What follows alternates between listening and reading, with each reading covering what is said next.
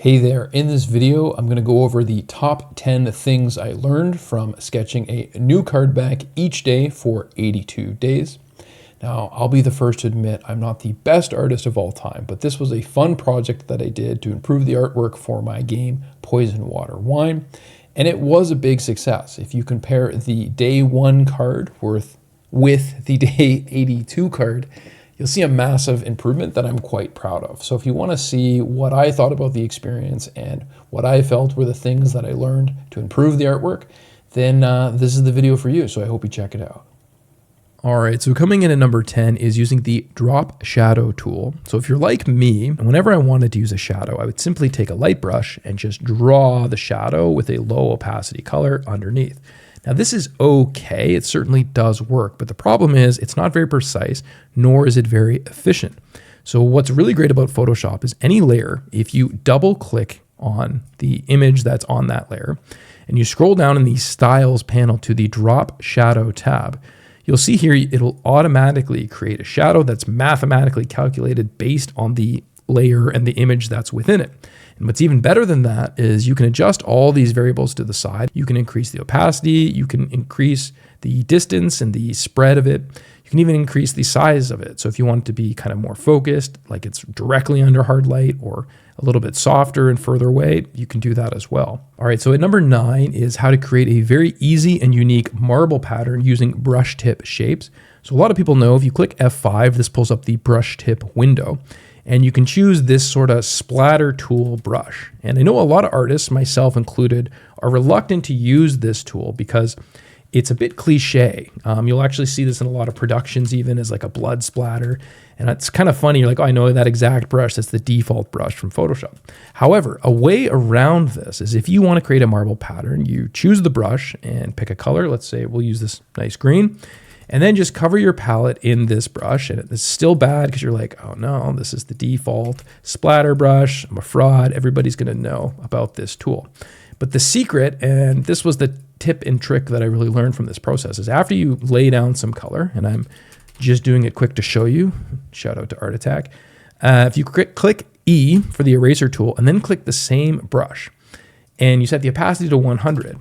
And now in combination, this is now the eraser tool. If you start erasing, very quickly, just the randomness of it, of this brush and how you're clicking all over the image, before you know it, you will get a totally unique marble pattern. And you can then go in and use some of the other tools if you want to just clean it up, for example. And look at that, so very easily I have got like this cool marble effect that was just done using 2 brushes, the splatter brush in combination with the eraser brush using the same tip shape. All right, so the number 8 tip that I learned is how to easily add animation to your artwork using Premiere Pro. But all you have to do is you click on the card that you dropped in, which is the one I just did, go to the very beginning. So you're gonna go to the left here and you're gonna click on the position, this little toggle animation. I think it's a stopwatch, but you click this and you have to click it first initially. This is a step that a lot of people first forget, but you have to click it so it locks in. This is the initial position. Then what you're gonna wanna do is sort of just wait a heartbeat or 2. And then you're gonna increase the height of it by whatever you think is appropriate. And then it automatically places the position here. And then you're gonna go back, wait a little bit of equal time and copy in this, these 2 variables and then paste them. And you're gonna go back and forth, copy in and then paste them and then copy in and paste them. And you'll see very, very quickly, you are now able to have this lerp animation. Now, if I click play and you take a look at it, boom, the card is now lerping up and down. It gives it sort of this 3D effect that you don't need to have this, but I think it's a subtle form of quality that really improves the presentation on regardless of whatever social media platform you're doing. So coming in at number 7 is using filters. I could probably do an entire video just on this alone, but to keep it concise, I'll show you what I mean. So if you add a little bit of color, it could be anything, color or design, to any layer in Photoshop, all you have to do is go up to the top, click Filter, and go into Filter Gallery. And you'll get this window with all these different options that you can choose from. And I'm embarrassed that I didn't use this more in the past because it's so amazing how quickly you can change different designs just by clicking and trying out different things. There are tutorials online about trying and certain settings that you can use, but I would recommend, if you're new to this, just go in the gallery and just play around with the settings and then come out and take a look. And if you like it, keep it. If you don't, hit Control Z and then just go back into the gallery again and keep just playing around until you finally get something that you like. All right, so the number 6 lesson that I learned from sketching a card back every day was that views are no indication of quality. So I'm showing my TikTok page that I posted them each day for about 82 days. And what I found through this process is that the ones that I really liked often didn't get a lot of views, and then the ones that I felt less good about sometimes got more views. And I didn't get a lot of views. I never went viral. And in fact, some people were haters and were like telling me I looked cringe and they hated the voiceovers. But I'm trying my best. And I would just say to artists out there, if you're doing a project like this, to thine own self be true and keep your head up and keep making art that you like, because that at the end of the day is the only guarantee that you have is if you like it, that's at least one person in the world. So the number 5 tip I learned is using the brush preset and mirror tool in combination. So let me show you what I mean. A lot of people know about the mirror tool, which is this little butterfly at the top. You select the way you want your image to be mirrored. And then if you go in with a brush on this layer, it will very quickly make sort of mirrored patterns, which can be quite cool for card backs in particular, where you want lots of symmetry. It's a great sort of feature, but a lot of people know about this already, so it's not as groundbreaking. But what I found, which was interesting through this process, is if I add the brush preset tool to the mirroring. So let me show you what I mean. So I'm going to create a new layer here. And if I create a brush, we'll grab, let's say red to make it nice and bold. If I click the circle down and then let's delete some eyes. We're making a brush preset here really quickly. Let's make like a cool sort of like smiley face, maybe with a little tongue sticking out. So now if I select this image and I clicked edit, define brush preset, which is right here at the bottom, you can go ahead and give it a name. So I'll call it face. And then I'm going to go ahead and delete this, but now I have the brush preset here. And so now if I go back and I turn the mirroring back on, we'll go back to the vertical mirroring, I can very easily on a card back or any type of design, I can now start adding in these patterns, and the symmetry just makes it very cool and very quick to do. The other tip that I learned sort of related to this is if you go into the brush itself and you increase the spacing, this little variable down here, and then if you hold down shift, you can even make it more symmetrical or more sort of pattern-like. So let me show you what I mean. If I hold down shift, I'm now getting a perfectly straight line. And then if you sort of off-center it here and hold it down again, you're getting another straight line. And then offset it here, and you're getting another sort of straight line. And this is cool because it looks almost like a professional sort of pattern, right? And if you use different shapes, the combinations and things are basically endless for how you can very quickly make like a very cool sort of pattern that looks kind of good. It's not the most amazing thing, and this is just an example to show you, but the combination of both layers can really make for a cool card outlook. So try it yourself using the mirror tool and the brush preset tool to create lots of good pattern designs for whatever artwork you're doing yourself. All right, my number 4 tip that I learned is to steal color. So if you go into Pinterest or anywhere really online, you just type in color palette, you get all kinds of really creative new ideas for different palettes that can work quite well to capture a certain emotion or a feel. Now, obviously, I'm not advocating for stealing artwork or any type of copyright, but colors are available to everybody. And certainly if somebody has created a palette, there's some indication that they're saying, hey, try this palette out. And the best tip I can give is take a look here to get some inspiration.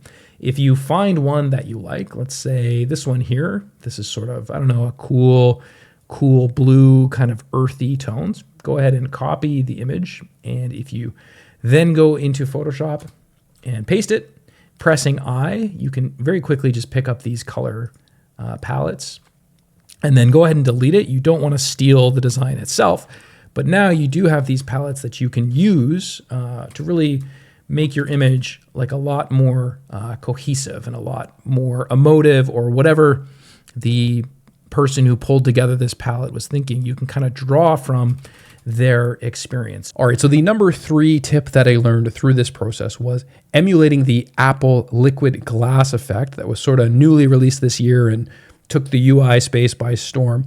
And I think it's a cool feature, but really it's so easy to do, which is why it makes it so valuable as a tool to have in your back pocket. Now, there are a number of different ways to go about it, but I found the easiest way is you select the image that you want, you double click and you pull up the style panel, or the layer style panel again. And the first thing you're going to do is in the fill opacity, you're just going to reduce this down to nothing. So there's no fill, it'll only be the effects. And then what you want to do is click on the stroke, and you want to give it a, if you want this liquid glass effect, you want to give it a glassy sort of higher level color. You don't have to necessarily do white, but I think white is a good place to start with. And then the really cool effect is you go into the color overlay here. And if you put overlay and you adjust the opacity just right, you can kind of get this sort of feel for liquid glass, like that it's, the image is still being maintained, but it's a little bit different. And you know, the opacity really adds the liveliness to it. And then the final tip, which I'm trying to do every tip in isolation, but it is just too tempting to show you here. If you add the drop shadow, which was my tip number 10, look at how cool this immediately looks. Like you've immediately added a bunch of depth and you've added a bunch of design element to a shape very, very quickly.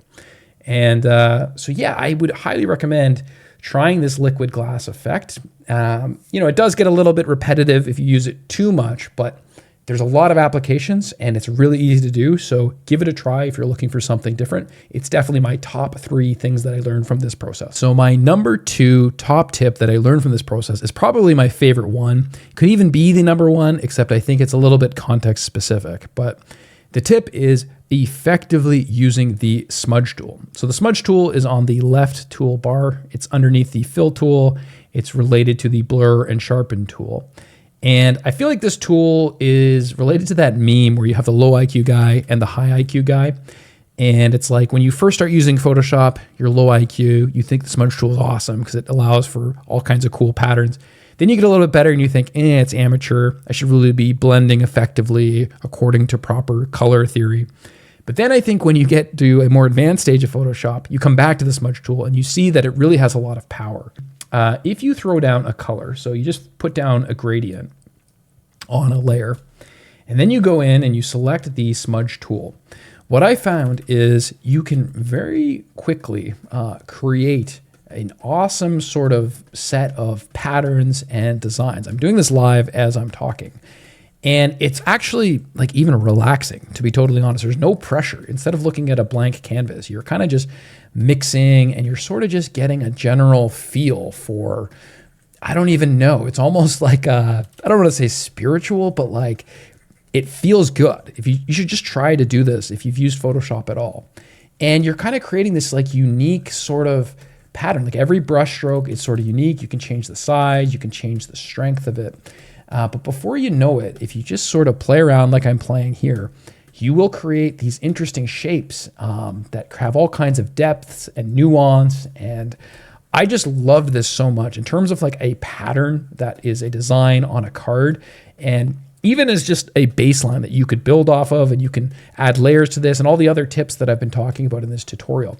You can sort of make these cool images. So I'll stop right here. But then if you have that as your base layer and then you layer on top the other cards, this right away to me looks super cool. It looks really interesting. It looks really polished.